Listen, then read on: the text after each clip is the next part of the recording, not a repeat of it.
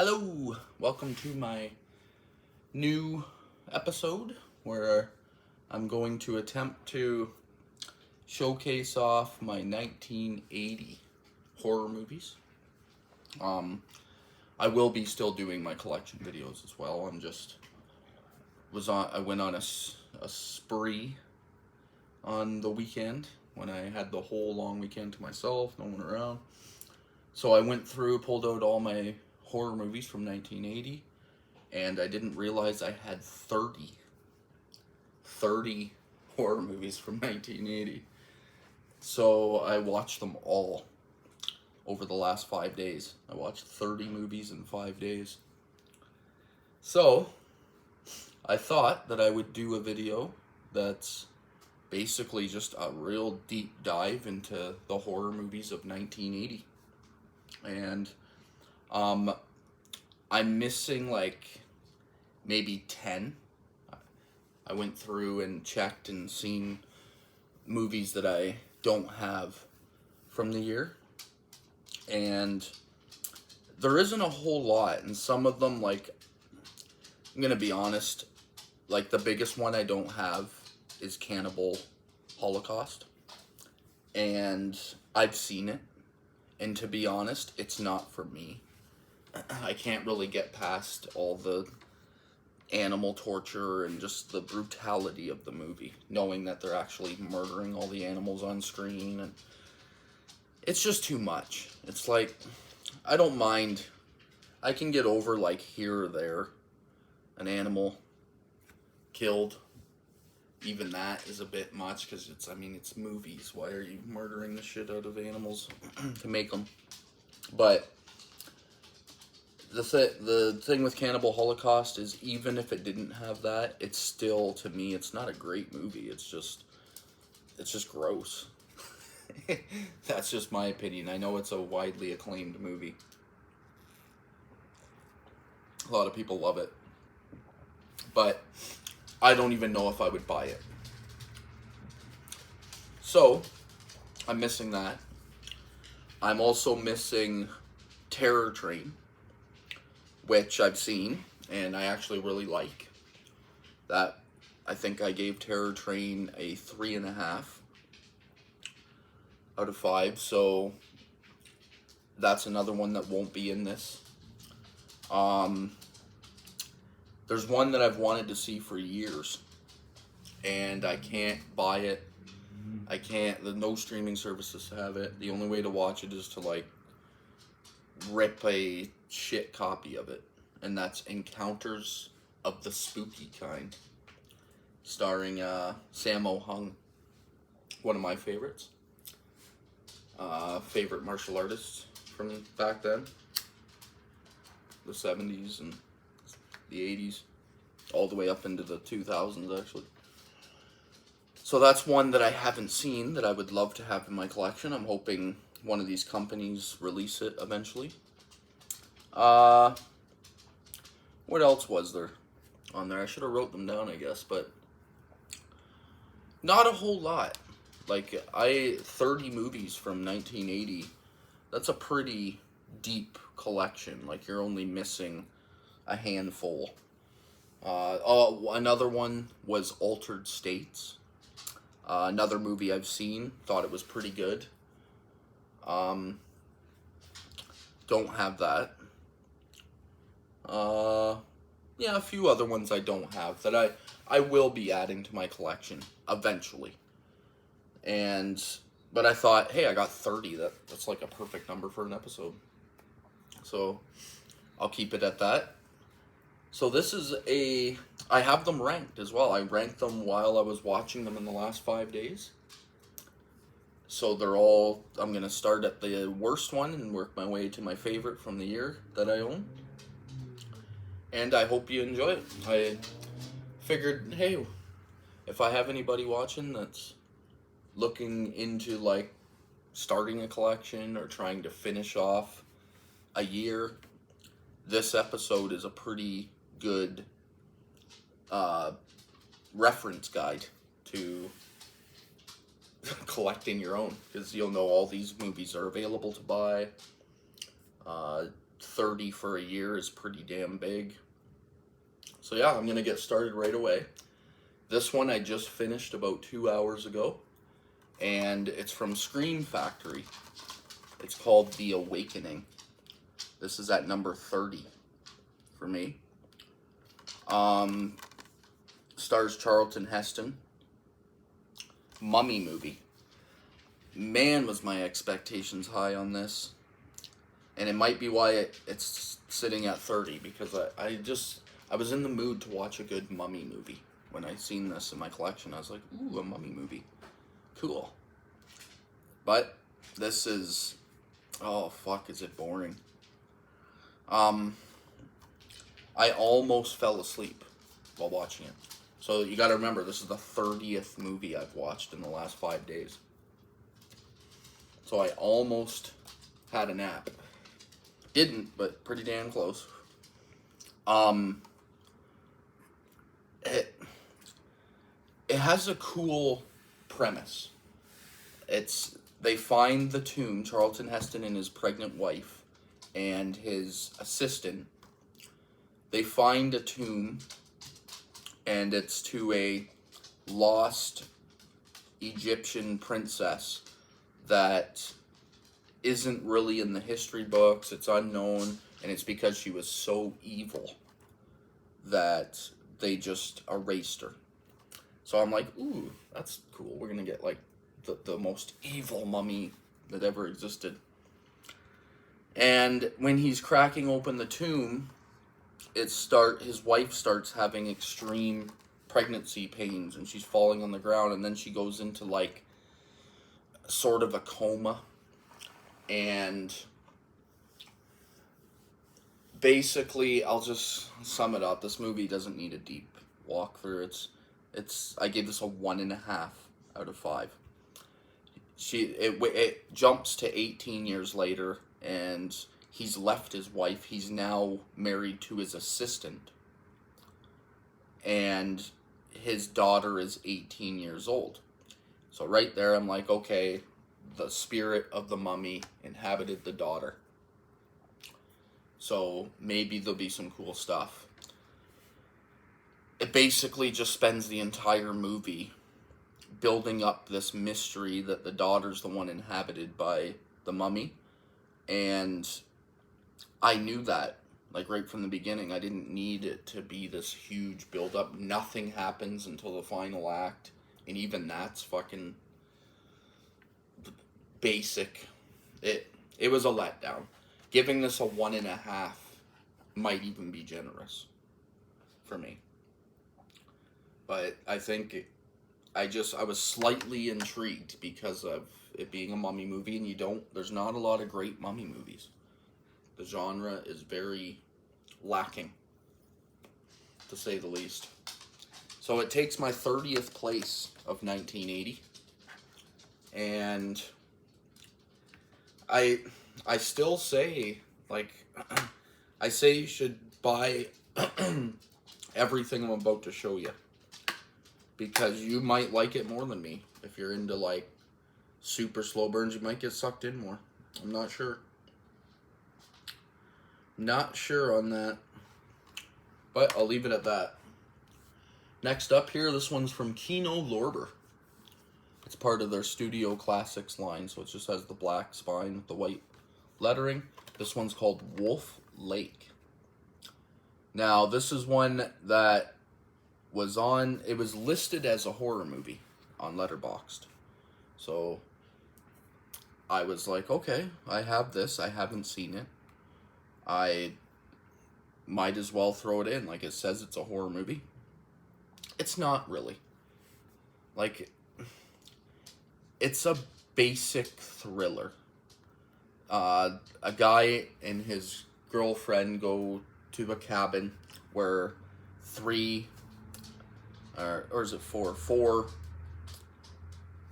old men, including Rod Steiger, who's a really good actor here. They're already at the cabin, and there's this uncomfortable clash, and then Rod Steiger's character is like an old war veteran, and he had all his friends killed and everything. And this new guy tells a story about how, like, this young guy, part of the young couple that showed the, he tells a story about how he had to desert in the war, and that triggers Rod Steiger's character into just hating this guy with an extreme passion. And then it just becomes like this game between the two of them, where he wants to kill the young guy, and there's some uncomfortable scenes with his girlfriend. And that's it. That's all the movie is. I gave this a 2 out of 5. And, like, it has an okay ending. I won't reveal it, because I doubt a lot of people have seen this. This is a pretty rare movie. Like, the fact that I had it in my collection, just because I collect Kino. I was like, oh, okay, I have that one. I will check her out. This was the second last movie I watched, right? Oh, The Awakening was the last one I watched of the 30. This was number 29 I've watched, and it's number 29. 2 out of 5. It's just a bunch of people locked in a cabin. Or not locked, just at a cabin. And there's a lot of tension building thriller. Have you ever seen, like, A Perfect Getaway? It's kind of like that, where it's just like a tension building. Nothing crazy happens. Just solid acting. But, yeah. Wolf Lake at number 29. And then at number 28, I have, this is from Blue Underground, and it's a dual pack. It's got 2 movies on it. But today I'm talking about the top one, Hell of the Living Dead. Up here. Not Rats, Night of Terror. That's from a different year, 1980, 84, I think. Yeah, 84. But Hell of the Living Dead. Jeez. How do I even explain these movies? Both on one disc. Or one discs. Both on one disc. And they both look good. I've watched both these movies, but I'll just stick to the top one. Didn't know. I've seen this once on this. I knew a little bit about the movie going in from some documentaries. I knew that they used a lot of stock footage. And I was a little worried about that. And I also heard that the dialogue is just bonkers. And they weren't lying. The dialogue is worth the price of admission. This is up to a 2.5 out of 5. So my number 28 that I own of horror movies is already 2.5 out of 5. It's just a zombie movie in the vein of, like, Lucio Fulci's Zombie. A lot like that, just super low budget, not a ton of talent happening. It's just kind of, like, ridiculous and fun. And that's why I gave it a 2.5. It's not gonna blow your mind. Some of the stock footage scenes are borderline, like, should almost be illegal to show. Like, it's really gross. It's just black tribal people, and they're just showing footage of it. And then cutting to the actor's face, and they're responding to the footage that's being shown, and it doesn't match up at all. There's a scene where a white girl tries to sneak into the tribe's camp, so she paints her face black, and she rips off all her clothes and puts, like, coloring paint, like, so it looks like some kid just painted all over, and then, like, dances, like, very racist shit, dances into the tribe butt naked. That part, I was actually laughing my ass off. I was like, what in the fuck am I watching here?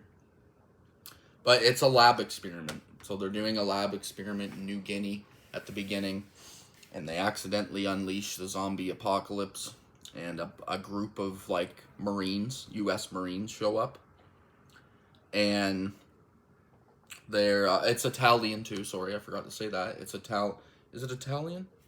It's dubbed. I know that. Um, Directed by Bruno Mattei. So yeah, definitely Italian. Um, it it has some pretty solid gore. If you can get past all the shitty stock footage scenes, like those are what ruined this for me. If it didn't have stock footage, I honestly, this movie would probably be like a 3, at least a 3, maybe even a 3.5, because some of the dialogue from the characters is ridiculous. Like, I can't even believe the stuff they're saying. Uh, just brutal. Brutal shit. Uncomfortable, then funny at times, and racist at times, and it's just like, what am I watching? This is fucking nuts. So that's why it gets its 2.5. Definitely highly recommend adding this 2-pack, obviously. It's a reasonable price for 2 extremely low budget 80s horror movies. But yeah, Hell of the Living Dead, number 28. And then number 27 is from my Paul Naschy collection. This one's called Human Beasts. Up there. Probably won't be able to read any of that dialogue. My camera isn't good enough to pick it up. But it's called Human Beasts.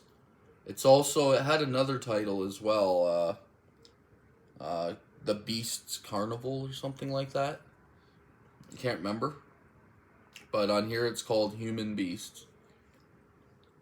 And this one is bonkers. I gave this a 2.5 again. This one is all over the place.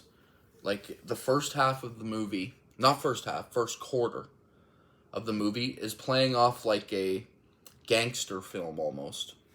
Paul Naschy's character is in love with an Asian girl, and this Asian girl and her brother are trying to steal a bunch of jewels from a truck, we'll say. I won't go in great detail, you don't need to know everything. And they hire, like, Paul Naschy is hired by them to help steal the jewels, and once he does it, he decides to steal them all. And so there's this moment where the Asian girl's crying, like, why are you doing this to me? And he's like, he's just a ruthless bastard. And then it turns into a cat and mouse running through the forest movie where a bunch of people are chasing him. He gets shot a few times. You think he's gonna die. He kills a lot of them.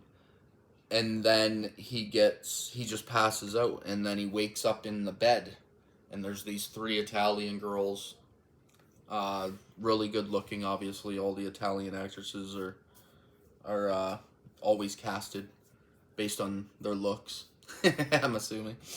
And they're, how do I even explain it? Basically, it's just like, where am I? And they're nursing them back to health, and their father is giving him drugs until he gets feeling better. So it's just like, oh, this is a happy movie. He's in this house. He starts, like, some of the girls start wanting to have sex with him, so he starts having sex with all the girls, all of them, all the daughters. And then, do I want to reveal where it goes? Because it goes in a direction. Human Beasts is the title. So we'll leave it at that. I don't want to reveal where the movie goes. I think I've sold it enough. If you like Italian women and Paul Naschy doing it, there's that. A little bit of bloody gunfighting at the beginning, leading into a dramatic middle, and then up to a final act that is out of left field. Like, it's like, holy crap, what the hell is going on here? But because it's it's all messy. This isn't one of my favorite Paul Naschy movies. A 2.5 out of 5 isn't great, but it's still watchable for me. But yeah, must have collections though. If you don't have these Paul Naschy collections, there's 2 of them. Grab them both, because there's a couple movies in these collections that are like excellent, and then the other ones are just mediocre. But yeah, number 27 is Human Beasts. Number 26 This is from Raro Video. This is Nightmare City. Got ourselves another zombie apocalypse movie. Freaking excellent cover. Does it have reversible? It does. There's your reversible art. Raro Video is the production is Kino Lorber, right? Like they're the ones that sell Raro. Pretty sure they have a deal together. This is Umberto Lenzi. I know him from a few different movies around this era. This is another 2.5. Was expecting more. So this is more of a... It's same kind of deal as Hell of the Living Dead. Like, it's a zombie outbreak and a bunch of military guys and a reporter and just a bunch of people are going through hell, basically, in this city. And it's just an action zombie movie where they're running after you and it's just explosions. It's batshit crazy. It's hard to explain this one without giving away anything. Some good kills, a lot of great stuff. I think what drops it for me is the ending. I'm not a fan of the ending. I'll give a tiny hint at it. It's like Nightmare City is kind of a funny title when you've seen the movie. And that's it. I won't say much. You know what it is. Cool zombie effects. 1980s movie. Or 1980 movie.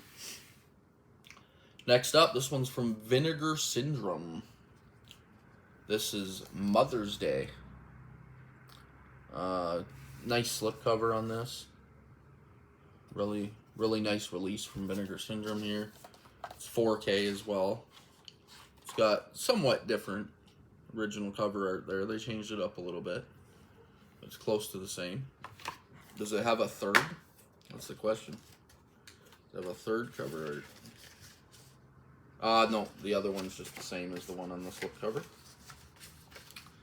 Comes with the 4K and the Blu-ray. Looks great, sounds good. For what it is, super, super low budget. Talked about Mother's Day before on my channel. What place is this? 25th place. Another 2.5. I think this movie would be higher for some people. It's the classic rape revenge movie. And I'm not a huge fan of rape revenge movies. To me, I've seen one. I've seen them all. I know you can say that about a lot of genres in horror. But when it comes to watching a bunch of gross guys brutalize girls, I don't need to see that many times. And it's just me. It's a weird subgenre to me. It's just a gross, dirty ass genre of movies. And once I've seen one, I know what I'm getting, okay? We're getting a bunch of girls are going to get brutalized by a couple disgusting, gross men. And then they're going to get the revenge. And that's exactly what you have here. The one that sets this one apart is the mother. The mom is excellent. I can't really stand the two guys. They're so gross and just disgusting that I don't like their characters at all. But the mother is so fucked in this movie. She's the one that's egging them on to do it. She's the one that kind of convinces them to do this stuff to girls. And some of her one-liners are just, like, fucked up. I can't even describe it. It's just disturbing shit. It opens with a really nasty guy beating the crap out of a girl scene. Grossed me out right from the get-go. I've seen this, like, 3 times. Once when I was young, and then once when I first got this, and then I watched it again in the last 5 days. And I already knew what I was getting, and I could have already ranked it, but I gave it another watch, just because I think the last time I watched it, I didn't like it at all. I gave it like a 1.5. This time I bumped it up to the 2.5, just because it is a good rape revenge movie. Like, if you like this genre, this is a must-see, must-own. Beautiful 4K from Vinegar. So, grab it. It's my number 25. Number 24. This is one I never heard of. This is The Island from Scream Factory. And it stars Michael Caine, which I had no clue either. I was like, oh fuck, Michael Caine's in this. Cool. And I had no clue what I'm getting into. Catchphrase says, for 300 years, a terrifying secret has been kept from the outside world. I'm like, ooh, this is intriguing. It's written by Peter Benchley, guy that wrote Jaws. So I was like, okay, another booster. Like, the opening credits are rolling. I'm like, oh, yeah, this is going to be good. But it borderlines on horror. It's like Michael Caine is and his son. I'll skip all the opening stuff. The son's mom took off on him, left him alone. Michael Caine he's a news reporter, and he's going to find this Bermuda Triangle type thing where like 300 ships have gone missing in the last 30 years or something. And he ends up having to take his son with him. And the first 20 minutes or so, really slow. I'm like, okay, where's this going? It's cool and intriguing, though, because they're going to somewhere where ships are going missing. So we're sucked in on the storyline. And then you find out that it's pirates. And I guess I should have known, because the hand sticking out of the water has a pirate tattoo on it. So I'm like, and it says it on the back, too, but I didn't read the back before I watched it, because usually I don't want my movies ruined when I watch them. And here's the thing, it feels very prestigious. Like, it feels better than it is. All the acting is really good. The storyline feels like Criterion should have put it out or something. Like, it just feels like it's really deep. And it's just a bunch of pirates that have been living on an island for 300 years or something. Hundreds of years in the Caribbean. And the whole time I'm watching, I'm like, could you imagine if this is what Disney did for Pirates of the Caribbean? Because it's just brutality. Like, these people kill people for fun. They're robbing and stealing every boat, killing everybody aboard.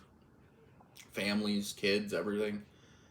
Michael Caine and his son get captured, and the head of all the pirates, the leader of them, he decides to take Michael Caine's son as his own son, and he gives Michael Caine to a woman that Michael Caine killed her husband when they were being taken, and the woman just like has him as a sex slave, and she wants to get pregnant. They need men to get them pregnant so that they're not all inbreds. And so he's basically a sex slave for a little bit. And the woman keeps saving his life as he's trying to escape, and it all leads to a decent ending, but it's predictable. Like, you know exactly where the movie's going. And I'll say that this is another 2.5. It's my number 24 out of 30 for 1980. It's not super expensive, this Blu-ray. Actually, I think it's on sale right now on Amazon, if you want to get it cheap. It is what it is. It's good. It's decent. It's worthy. Next up here, number 23, this is from Kino Cult. This is Cannibal Apocalypse. This was a first-time watch. Stars John Saxon. Italian movie. This is the 4K as well. There's the original. Which art's the original? Are they both original arts? Or is this the new... I think this is new art on the case here. And then the slipcover is the original. I think that's how it works. Now, this movie was nothing. This was another 2.5 from me. Comes with the Blu-ray and the 4K. This Kino Cult line, what number is this? Number 8? I have almost all of them. They keep releasing them, so I'm trying to keep up to date with it, but I always say I have almost all of them. That's because every month, like 3 of them comes out, so I haven't got the newest ones in the line. But I'm liking this line. I'm going to continue collecting this line, even though some of the movies, most of the movies I've watched have been under a 3 from me. But they're all still, like, unique. Like, they're all culty movies. And this one really took me for a loop. I didn't know what I was getting into. Cannibal Apocalypse, I figured it's going to be like another zombie apocalypse movie. Just a bunch of people eating each other. But what it actually is a bunch of Marines at the beginning. It starts out like a war film. And they're being they get captured, and they resort to, like, eating the people that captured them, and they get loose, and they get back to their normal lives, and it cuts to them living in our world. And John Saxon is one of them. And then it just becomes this long drama where based around John Saxon, but it's showing some of the other military guys as well, and they're not doing as well adjusting to living in normal life. And it plays a lot on the, like, PTSD stuff, where only it throws cannibalism in the mix. So they're craving to just eat people again. So it was like, this is unique. This is different. Like, I was expecting just this gore fest zombie film, and I got this long, serious, like, gut wrenching. Like, there's a moment where John Saxon, the neighbor's daughter, who looks like she's about 15, is coming on to him, and it just shows him, like, go down on her stomach and take a bite out of her. And I'm like, oh my god, he's actually gonna eat her. And then it cuts to her riding her bike home, which is a disturbing scene in itself. Like, he's not a young guy. And she liked it. It's some weird shit, man. Weird shit in this movie. Another guy just goes on a rampage and starts eating everybody. Just taking bites out of people. And then, basically, they just all join back together as a military unit. And they just go around town on a fucking rampage, killing and eating people. It's decent. This, on further watches, this might bump up from a 2.5 for me. It might go higher. But this was a first time watch, caught me off guard. Didn't know anything about it. But must grab. It's a must grab. Some people might like this a lot more than me. Next up here, from Trauma. This is, John Saxon again. This is Beyond Evil. I think this has gotten a 4K from Kino, maybe, or Severn. I can't remember. Or maybe Vinegar. One of the boutique labels have given this a 4K. Linda Day George, John Saxon. Solid acting here. This is another 2.5. It's basically a haunted house movie / like possession witch movie, where John Saxon and his wife Linda Day George move into a house. It's the classic, I've seen it before, like a 20 times type movie, but the acting's really good. Like, I actually enjoyed this. Being from Trauma, I was thinking, okay, this is just going to be like silly nonsense type stuff, and it wasn't. It was actually serious. The wife slowly getting possessed. It leads to some decent witch stuff. Sorry, I'm just reading some of the quotes on the back here. It's kind of crazy. Doesn't come with a ton of special features, but there's not much I can say about it. It's exactly what I just said. It's the classic move into the house, slowly getting possessed type movie. But worth a watch. 2.5 again. Next up here, from Kino Cult again. This is number 27 in their line. This one's called The Godsend. Had no clue what the heck this was.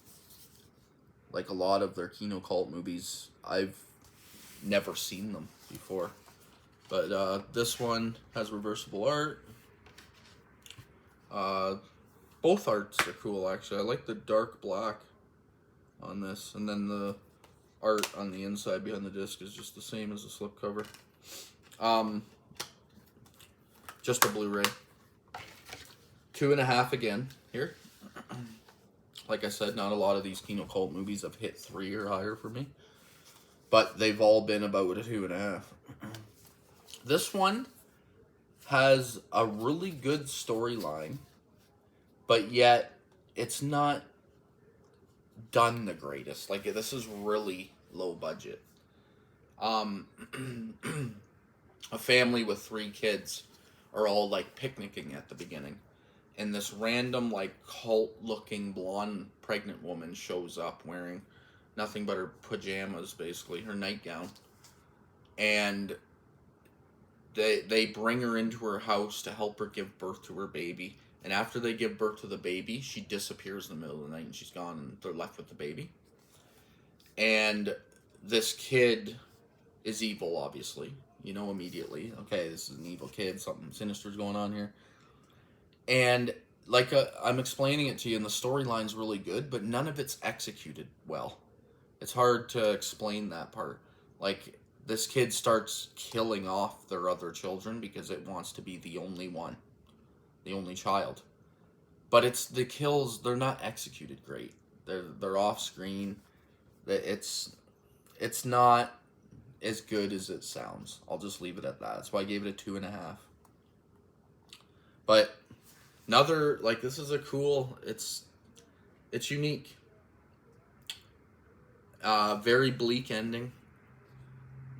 Nothing pleasant. Like, it's just a really uncomfortable, disturbing movie. The guy's wife is irritating as shit because she's just doing the whole, like, I don't believe you that our daughter, not their daughter, but our daughter's evil, and I want you out of my house, and it gets irritating. You're like, oh man, bitch, grow up. Like, I don't understand why people don't believe each other in movies sometimes. It really irritates me. It's like the husband has all kinds of evidence, and he's trying to show it to you. Why aren't you listening or believing it? Like, all your other children are fucking dead. Why aren't you listening? Like, if we adopted a kid in our house, and all of a sudden our other 2 children ended up dying in mysterious ways, I would immediately think something was up. And then the father, like, puts together all kinds of evidence, and the wife still won't hear him out. So that, it kind of irritates me when movies do that. But it's worth a grab here. What am I at now? I'm awful at keeping track of what number I'm at here.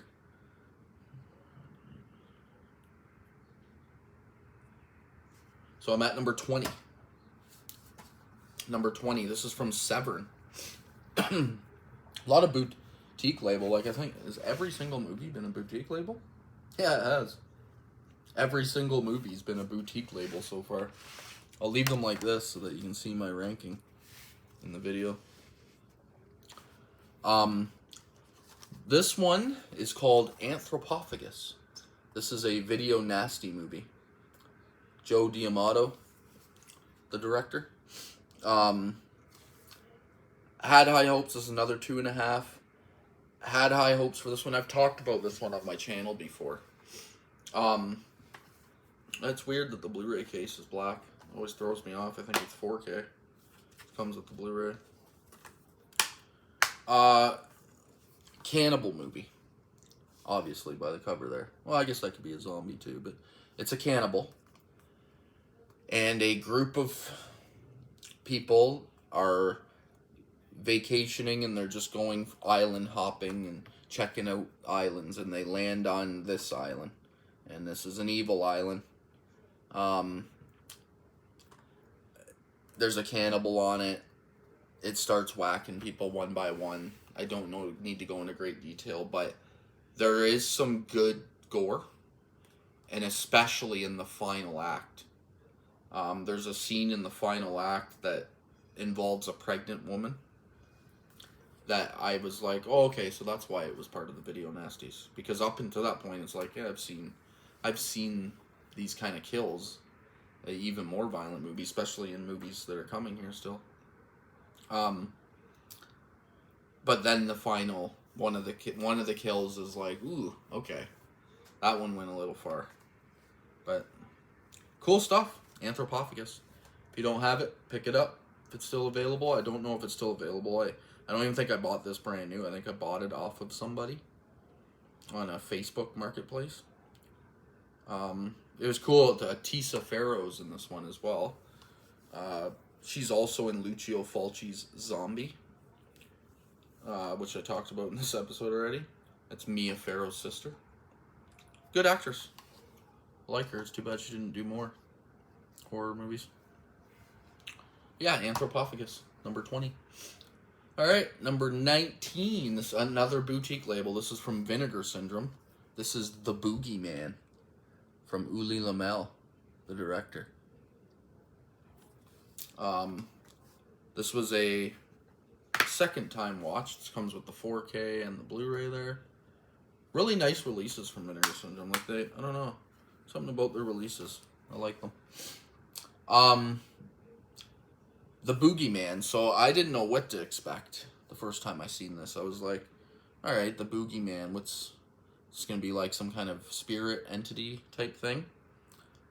And then the movie starts, and there's this woman, and she has 2 young children, and her boyfriend is a disturbing sexual weirdo, and so is the mother.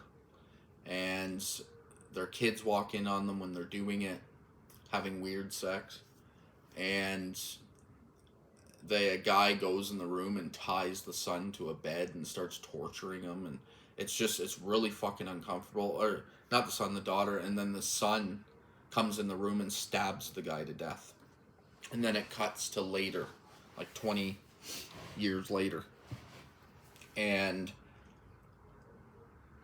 it becomes a drama at that point, and you're building up your characters and storyline. And the woman, her brother and her still live together, and the brother is like, he hasn't talked since the accident, since he killed the guy, and the mother is like in a mental institution, and the sister is having extreme nightmares about the event. So she goes to a psychologist, and the psychologist tells her that she should go to the house and like face your fear and see what the house looks like now, so that you don't have the memory of what it was 20 years ago, or 18 or 15 years ago, whatever it is. I can't remember the exact yearage. And it ends up, she finds a mirror and she smashes it, and then it becomes like an actual entity is in the mirror, and it's possessing people, and it's getting them to kill themselves, and it's actually pretty good. This one went up to a 3 now for me, and I was kind of shocked. I wasn't expecting anything. This cool eye lit up scene that's actually part of the movie, having to do with the mirror and glass and stuff. Yeah, it's solid. I think I explained enough. I don't need to give away the final acts of the movies. I always try to explain enough without giving away like the plots. It's really hard to do, especially when you're just winging it and you watch like 30 movies in 5 days. But yeah, I'll leave it at that. It's possessed. It is the Boogie Man, we'll say. Good release though. Excellent picture and sound. Next up, we have another Trauma release. This is called The Children.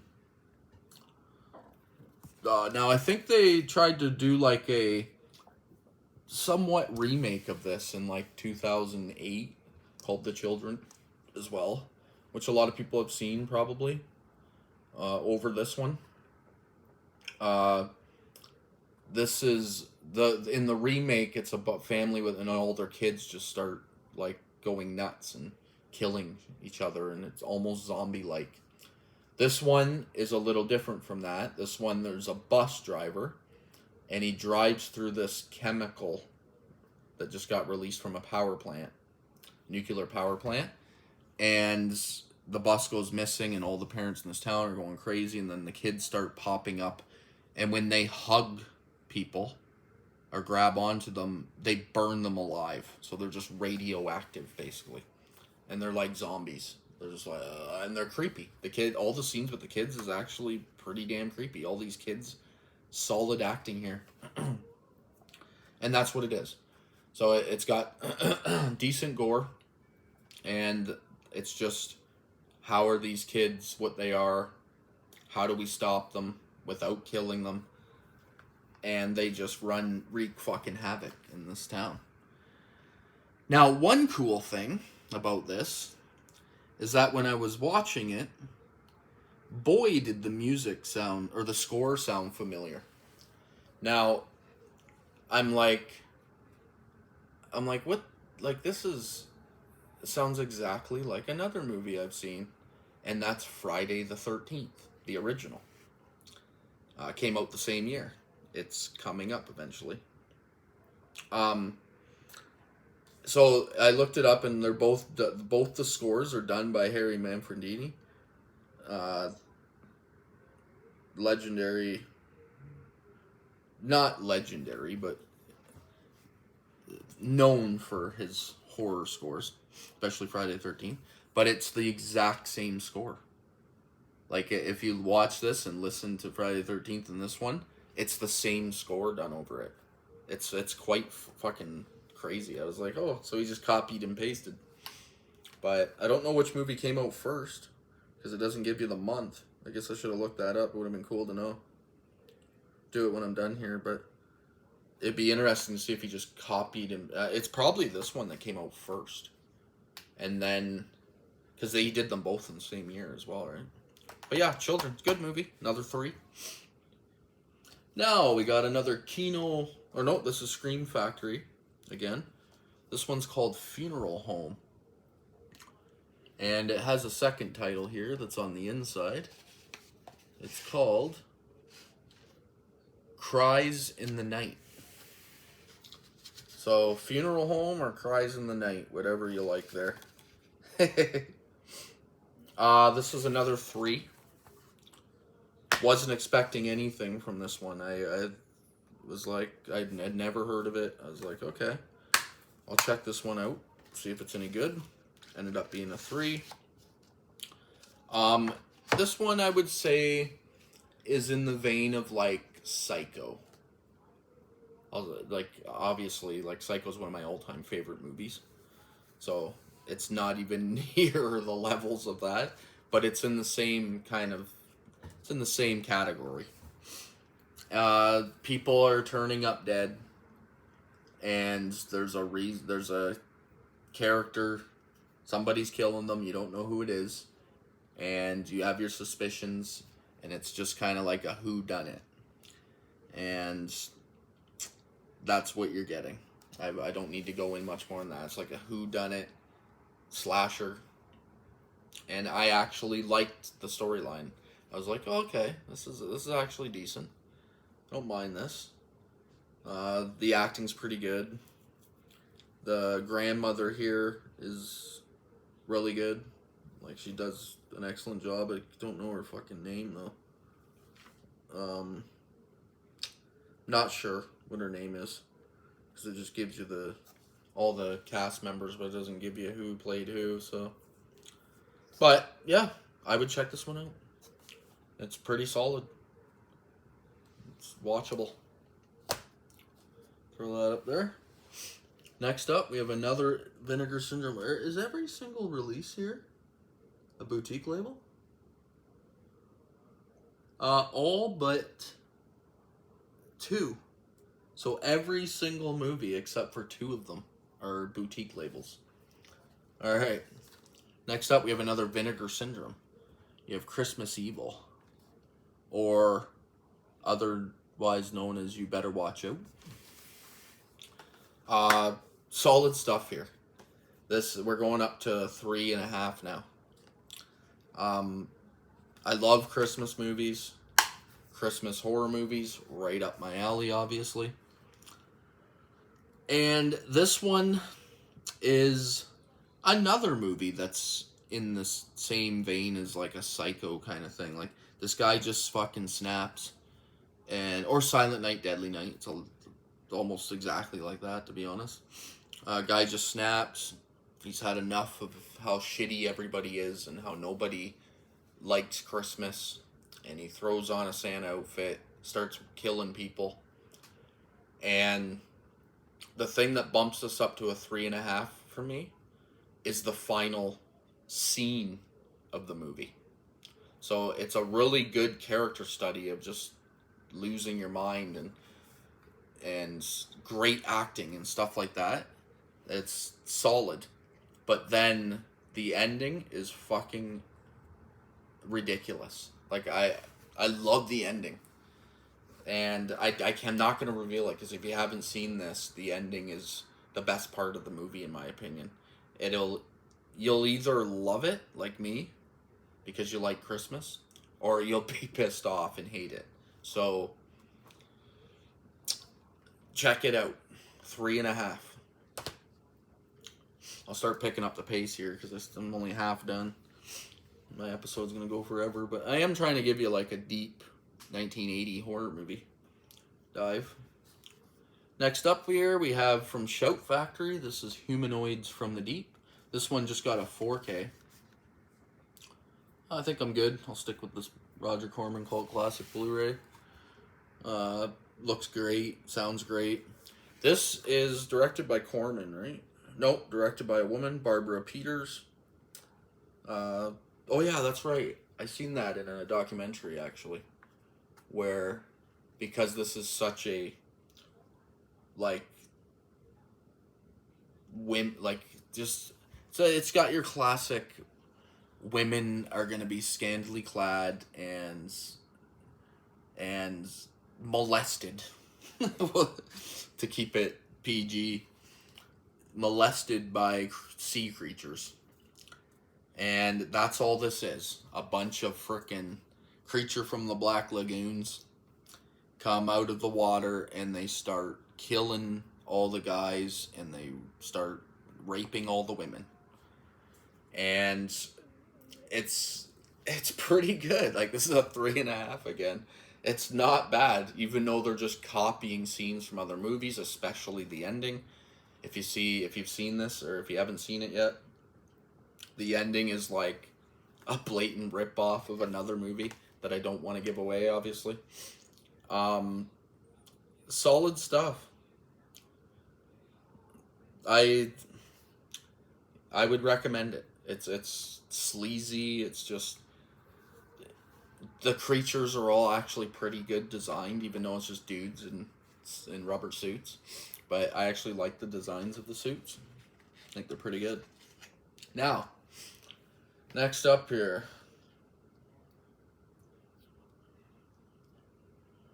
in 14th place. Now, this will be my most controversial of the episode, because this is one of the most highly praised movies of the year. Now, this is another 3.5 from me. This is from Blue Underground. This is Maniac. It's got this nice lenticular slipcover, big thick case.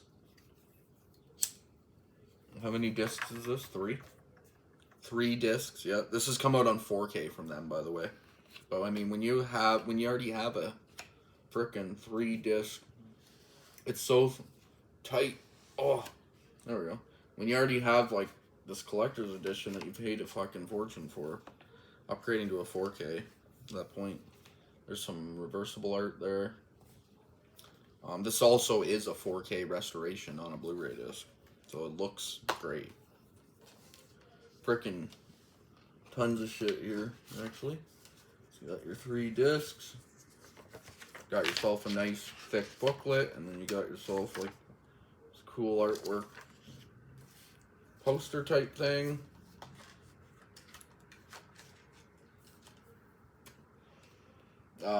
Sorry about the smoking thing too. I know it probably offends a lot of people because people hate cigarettes nowadays. But I do it to relax while I'm recording. Because it's, I don't know. I have really bad anxiety. Anybody that's seen my videos before knows my story. So it just helps me relax having a smoke. Yeah, this is a highly praised movie. And it's a 3.5 for me, so that's technically still highly praised.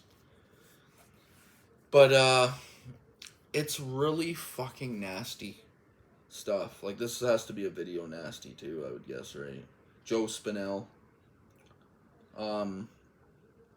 Doesn't say that it's part of the video nasties, but it has to be, because this is like as nasty as they come. Like, this guy is just a woman-hating, woman-abusing, rapist, murdering, scalping, just brutal fucking maniac. Perfect title. And I had already seen the remake before I watched this, the one with Elijah Wood. And it doesn't do all the same scenes. It's not a shot by shot, but it does start the same way and it ends the same way. So I already knew the ending. But it does have a good, shocking ending that's disturbing and gross. But all this movie is basically is just a crazy lunatic dude picking up hookers, women, and just long drawn out scenes of him brutalizing them and then scalping them, and it looks real. Tom Savini, this is like as realistic as it gets. Almost like, ugh, it literally got tingles watching some of the scalpings. It's fucking gross. And then he puts them on mannequin dolls and he talks to them and everything. But if you don't own this, it's a must grab. And I've heard the 4K looks beautiful. Excellent. But this is awesome set too. Like I said, I do love collecting the great big box sets. I have tons of them that I'll get to in my collection videos eventually. But honestly, it's all about the movies to me. I just like having the movies in my collection so I can watch them anytime I can. And like I say that, but I don't collect DVDs. But the thing is, I don't not buy DVDs because it's like, ew, the picture. I don't buy DVDs because I have no freaking room. Like, I'm working with one room here. And I'm limited for space. So that's why I only collect Blu-ray and 4K. But good stuff. Check it out. You know what you're getting with Maniac. Disturbing ass shit. Next up here, from Synapse Films, we have Prom Night. With Jamie Lee Curtis and Leslie Nielsen. A couple other familiar faces too you've seen in other horror. Can't remember their names though. Doesn't say it on the back, obviously. It's just their 2 names. If you haven't seen the original Prom Night, it's way better than that remake. I don't hate the remake. It's just, this is like a 3.5. The remake's like a 2 for me. This one just has more depth. And it also has an excellent prom. The music that they're playing at the prom, it's perfect disco. I love it. Jamie Lee Curtis is dancing her ass off, I guess you could say. It's really good. Leslie Nielsen plays the principal of the high school. And an accident happens at the beginning where a bunch of kids are playing a game together, basically like a hide and seek game. And the one kid falls out the window and dies, and the other kids cover it up, and they don't tell anybody. And then it cuts to them later in life, and it's Jamie Lee Curtis and a couple other characters.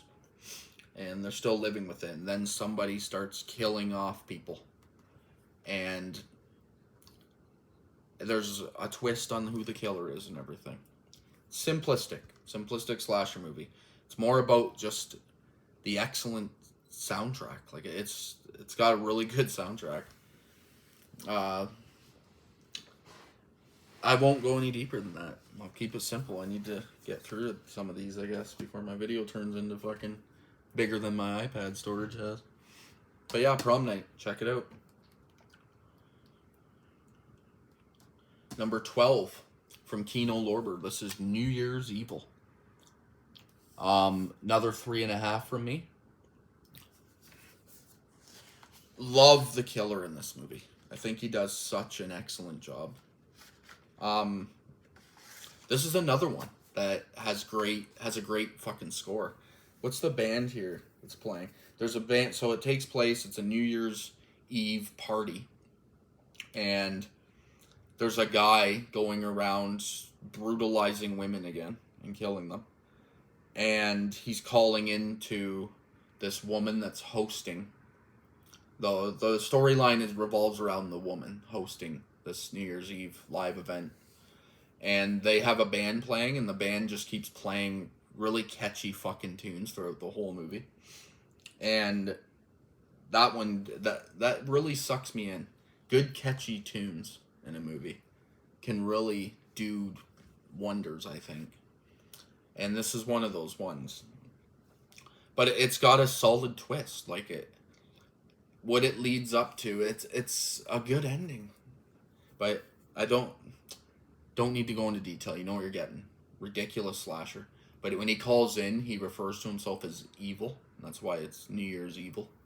So he's Evil Killer. That's his name, basically.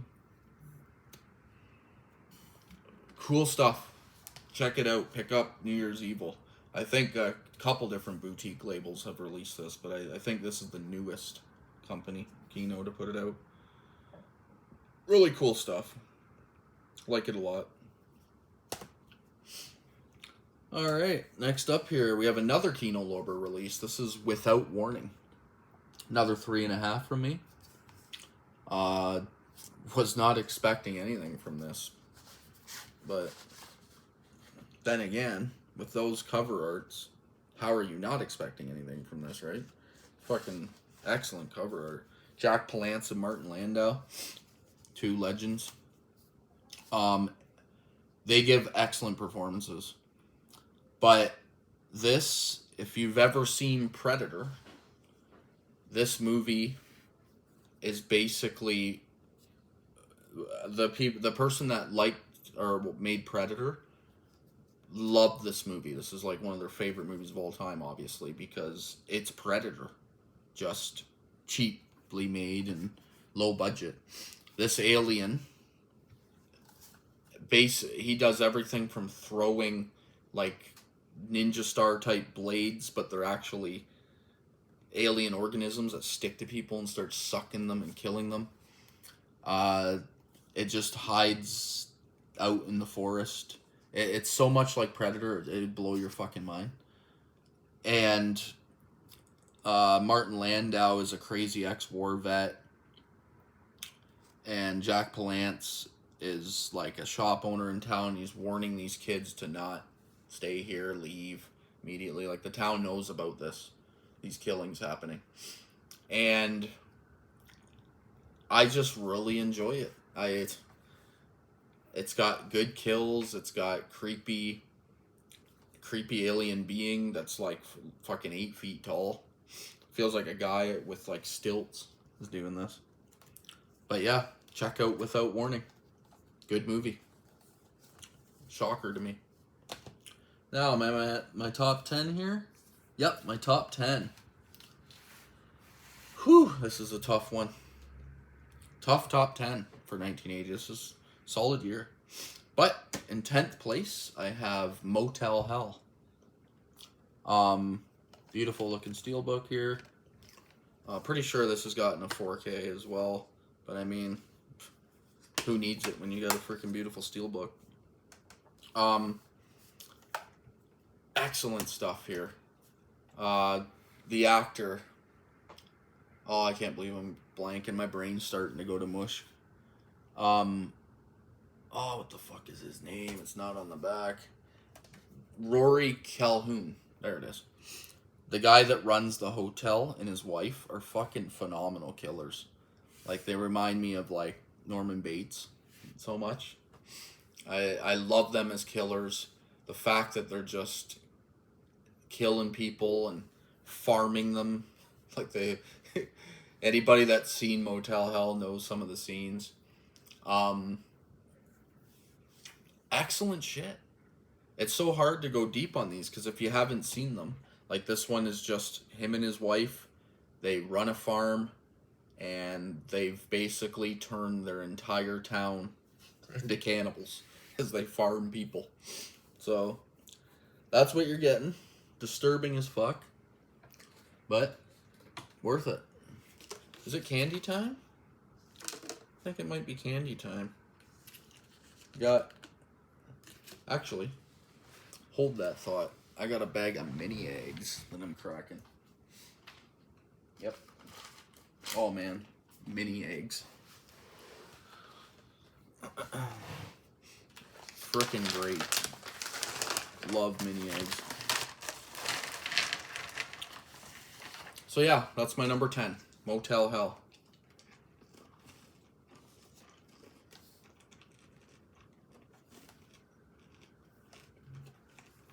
If that steelbook doesn't sell you, nothing will. Scream Factory. And number 9.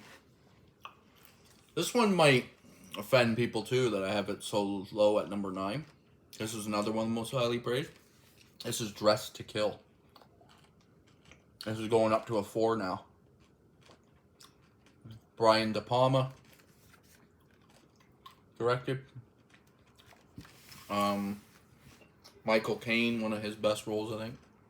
Angie Dickinson, Nancy Allen. Feels like a giallo, Italian giallo.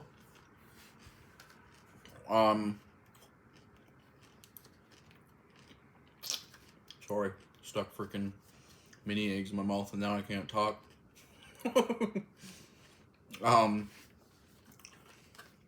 So this is a highly sexual movie. The whole entire movie is very stylized and sexual. It starts out with Angie Dickinson. The first, 45 minutes of the movie is her character. And she's going to see a psychologist played by Michael Caine. And she's telling him about how her husband doesn't like her, or doesn't fuck her good. And he's shitty in bed, and she just wants to get a good lay, basically. And it leads into a scene, long drawn-out scene, where she goes to sit at an art museum just to try and meet a guy to do her. And she does. And then there's some good stuff there where when she's sneaking out of his apartment in the middle of the night, she looks in a drawer, and he literally has a test results back that he has a venereal disease. So there's a good, don't cheat moment there. And then when she's going to leave, she gets fucking slashed to death by a woman. And how do I talk about this one? This one, let's just say it's controversial as well. And I don't know what I'm even allowed to say, but on YouTube anymore, because I'm old and this stuff just kind of makes me laugh. So, but there's a twist on who the killer is. Nancy Allen's character finds Angie Dickinson's in the elevator, and she becomes the prime suspect. So then it turns into her story. for the second half of the movie. Michael Caine is both their psychologists. And it's just intense sexual scenes mixed with really well filmed and well acted and good storyline. I'll leave it at that. I don't want to reveal anything or say anything that can get me like kicked off of YouTube. We got eight left. So in 8th place, this is from Blue Underground again. This is Inferno. Dario Argento. Second film in his trilogy there. God, my brain. The Three Mothers trilogy. Jeez. Suspiria being the first one. Inferno the second. And then Mother of Tears is the third. Suspiria. Absolutely phenomenal. One of my, like, it's a 5 for me. It's one of my favorite movies. This is a 4. Some people's, like, some of the quotes on here is that this is his greatest movie, Dario Argento. I disagree. I think Suspiria is a lot better than this. However, there is a lot to love here. Beautifully shot scenes with women underwater, like great underwater shots with dead bodies. Excellent witchcraft shit. If you've seen Suspiria, it's along the same lines. There's a witch. There's a book that tells you about these witches, how they run the world. And basically everybody that lives in this building is just suffering the consequences of living in the building with one of the most evil witches to ever exist. And great imagery. Death himself makes an appearance. I'll leave it at that. But excellent score as per usual, obviously. Beautiful visuals, color palette. Everything's awesome. Acting's decent. Next up here, this is another Vinegar Syndrome. This one is Fade to Black. Another 4. This one, love this movie. I like this one so much. I know I say that and then I only gave it a 4, but 4s for me are like really high. I like this one so much that I ended up getting Kayla to watch it on a second watch because I figured she would like it. Because it's a lot like 2019's Joker and Taxi Driver and movies like that, where it's just a character study of a person losing their marbles. And it feels very Joker-like. Like, some scenes feel like Todd Phillips, the one that directed Joker, must really like this movie too or something. Because it feels like some of the scenes are taken from it. Basically, this movie buff guy that, just like all of us, everyone on YouTube that does content, everybody that watches our movie content, we're all movie buffs, I like to say, think. And basically, he just snaps and he starts dressing up like classic movie characters and going around town and killing people. And it's done very well for a movie. Like, it feels like this would be like super low budget, just cheesy. And it's not cheesy.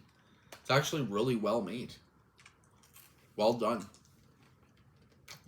But that's what it is. Next up here at number 6. Oh, another Scream Factory 4K here. This is Alligator. In my opinion, maybe the best Alligator movie. Absolutely love it. Robert Forster here in the lead role. Delivers some excellent lines. Funny. There's a lot of funny moments. This 4K, though, comes with the Blu-ray as well. 4K, the movie. Then you got the theatrical version and the television version on Blu-ray discs. I've only ever watched the 4K version. And I didn't grow up watching this movie either. First time I seen this is when I bought this 4K. I just love it. It's a classic story I heard a lot when I was a kid, and it was probably because of this movie. And that's where someone in New York City flushed their alligator down the toilet. And it grew into just a bus-sized alligator in the sewers, and then it busts out at a certain point in the movie and starts wreaking havoc.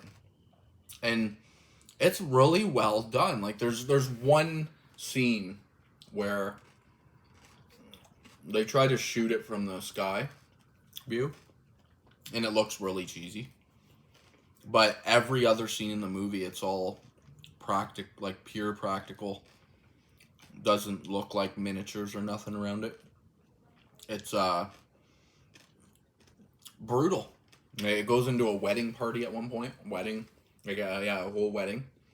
And just wreaks havoc. Like, it's picking people up in its mouth and just fucking crunching them in half. Crushing people to death inside vehicles.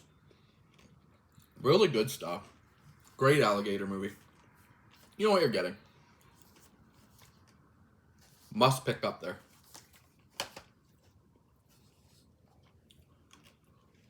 Next up here, this is from Severin. This is The Changeling. Sorry, that was a 4 as well, and so is this, a 4 for me again. This movie isn't for everybody. Same artwork on the inside, no reversible. This one is, this wouldn't be for everybody. This is classic haunted house ghost story stuff. But George C. Scott is such a good freaking actor. One of the best, I would say. Like, he looks like a hard, rough dude, but yet does the emotion stuff so well. Like, you can just feel his emotion in his face. In this movie especially, because the opening scene to this movie is really impactful. It's like on levels of like A Quiet Place's opening, where their kid gets killed by the aliens. In this one, his wife and child get killed and leaves him alone in the world. Brutal too, like really uncomfortable, brutal opening. I won't tell you how, that way if you haven't seen it, you at least get the surprise of how. And then it cuts to him, and he's trying to live his life now, and he rents out this giant old mansion, and it ends up being haunted with a little boy haunting this house. And at first he thinks it's his own family, and he doesn't know what to think. It's very emotional, very slow though.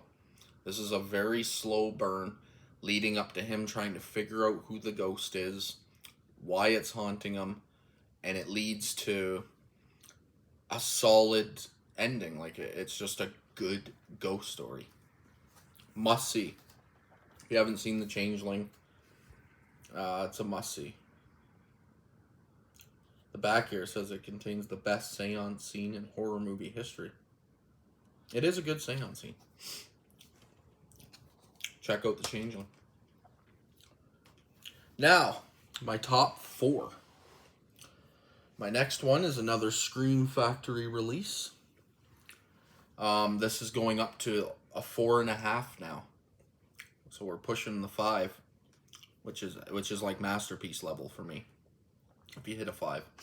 4.5 is still unbelievable. And that is the original Friday the 13th. In 4th place, sitting at a 4.5. The only thing that stops this from being a 5 is that there's no Jason. This is a very controversial thing I'm about to say. The thing that stops it from being a 5 is that there's no Jason. So rewatch value is very low. But the thing that makes it a 4.5 is that there's no Jason. It's fucked up, because I love the ending. Like, I like the whodunit, I like that storyline. And the fact that it turns out to be a good one at that, whereas woman's son was killed at a campgrounds. Everybody knows it. Don't need to tell the Friday 13th story. But I like that twist. I think it's really well made. Like, this is a solid, well made horror movie, and then you get the classic jump scare with Jason jumping out. But that's my problem with it as well, is that when I go to Friday 13th, I want to watch Jason murder a bunch of fucking people, so I don't usually go to this one. But upon rewatching 2 days ago, for the probably 50th time in my life, I had to give it its due, and that's a 4.5 from me. Excellent score, great solid acting. No, I shouldn't say great, but solid. Good kills. Tom Savini special effects here, obviously. Kevin Bacon. Adrienne King's awesome as the final girl. Everyone knows Friday 13th. I have it in 4th place. 4.5. Next up here, we have another Scream Factory. This is a 4K steelbook. This is The Fog. This is another 4.5 for me. I love the fucking build-up. This is another one that isn't for everybody. This is a slow-paced movie, storyline heavy. But I just love the premise and the coastal town setting and the lighthouse. I love all the acting. There's a couple scenes that are kind of funny. This is a 4K and Blu-ray. Beautiful 4K steelbook. This is a must pick up here. Awesome stuff. Jamie Lee Curtis and Tom Atkins together in this movie are excellent. Like, he picks her up as a hitchhiker randomly. They don't even know each other. And then she gets in the car and she says, one of the first things she says is, "Are you weird to him?" And he's like, "Yes, I am." And then she's like, "Oh, thank God." Because I hate boring people. And she goes into this spew. Which I love that. That's a nod towards horror fans, right? We're all a bunch of weirdos.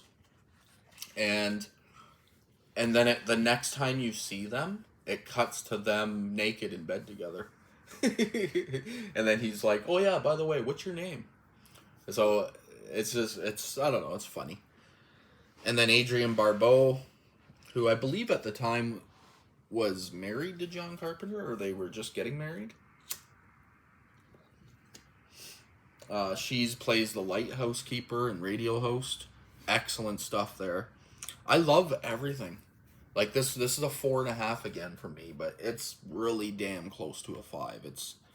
For me, it's practically masterpiece level. If it had just, let's say, a couple more kills, or even a couple of more really, really good kills, it would probably hit that 5 for me. It's as close as you can get. But I love it. It's just, if you haven't seen it, a fog's rolling in on this coastal town, and in that fog are a bunch of pirate-looking spirits and ghosts that just murder the fuck out of everything that the fog touches. And there's a storyline on why, and all that stuff. Now we hit my top 2. And this is tough. My number 2 is a 4.5 again. And my number 1 is the only 5 I give for 1980s horror. But a 4.5 goes to City of the Living Dead as my number 2 of the year. This is from Cauldron.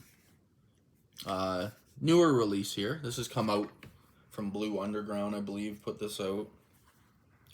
But excellent, though. This is a 3-disc set. You got the movie on Blu-ray there. You got all the bonus features Blu-ray disc, and then you got the 4K. Looks and sounds as good as it ever will. Like, you're not going to get better than this. This is a Awesome release. So happy. This was my first Cauldron movie from their company. This is Lucio Fulci delivering one of his Gates of Hell. This is the second one, right? Or is this the first?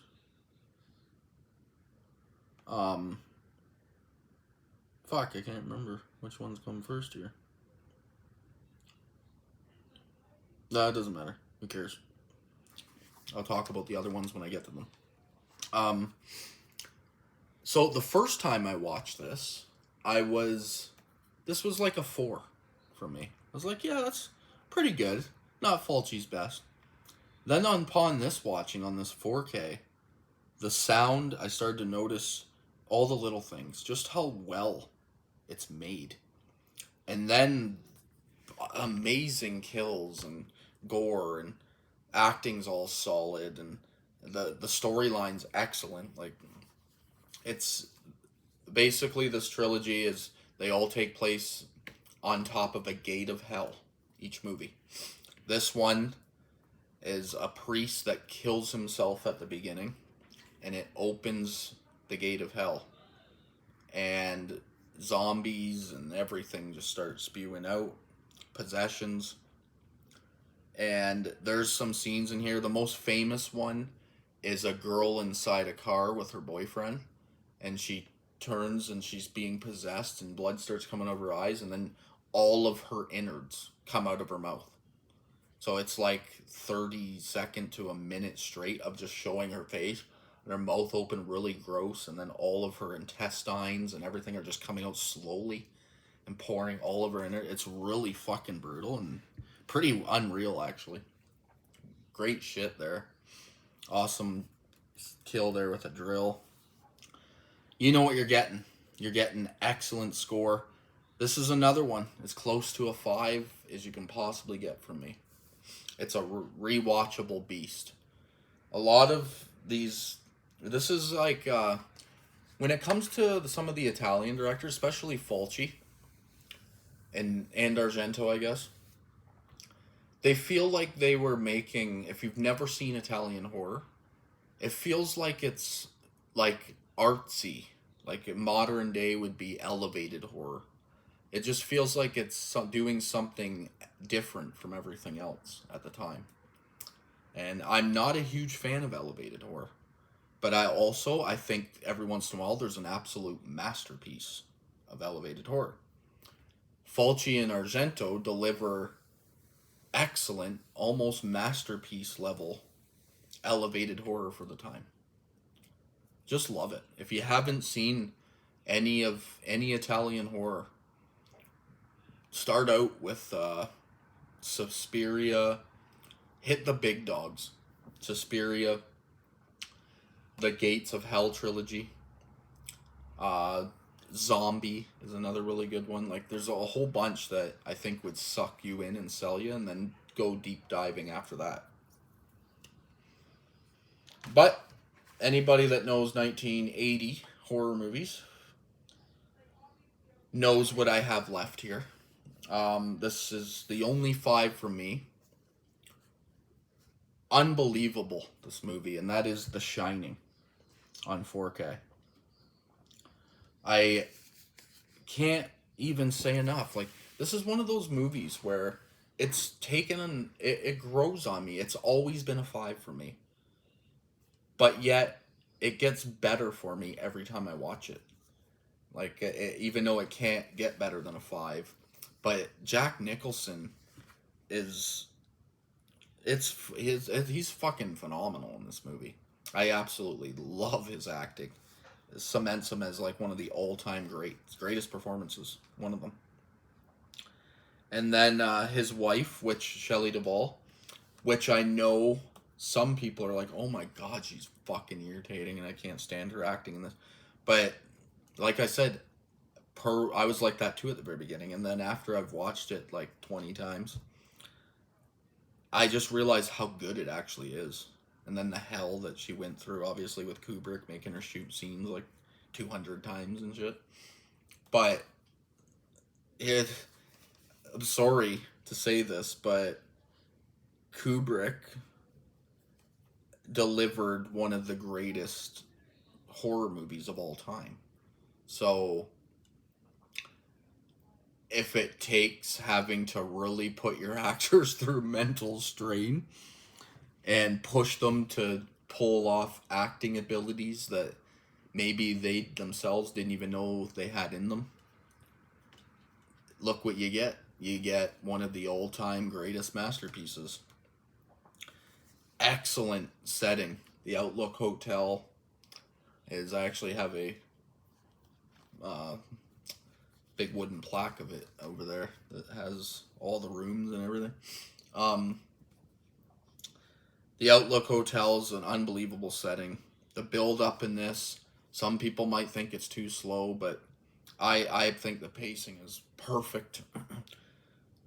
Score's perfect. Everything's fucking perfect in this movie. Even the kids' acting is some of the best acting.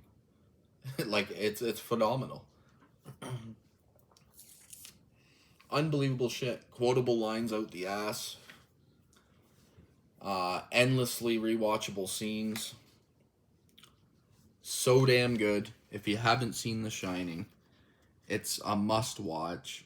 And it's impossible not to walk away being just impressed in every way imaginable. And I know there's a lot of controversy with Stephen King hating what Kubrick did to his book and story. But as much as I think changing somebody's book and story is wrong and mean, so I'm on King's side on that, I'm so happy he did.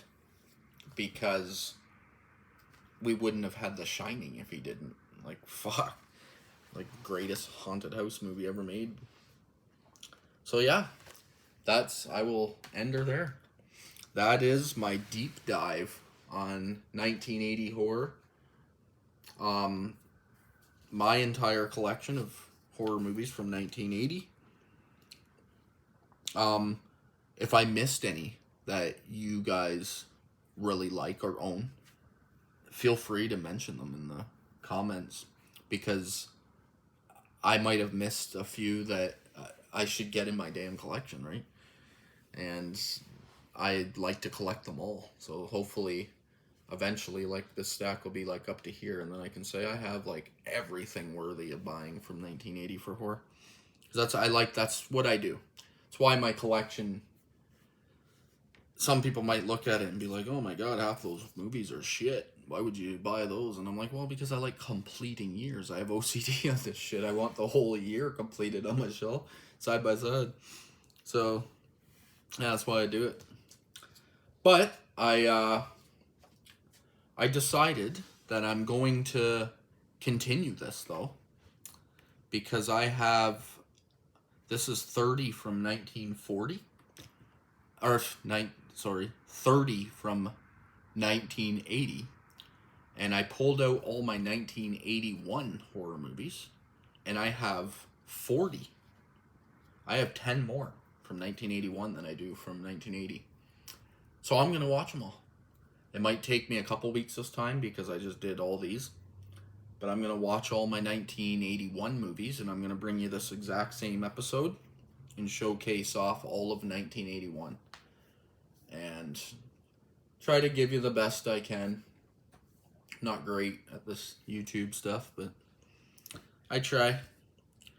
So if you tuned in, thank you so much for watching. And I'll see you for 1981. Thank you.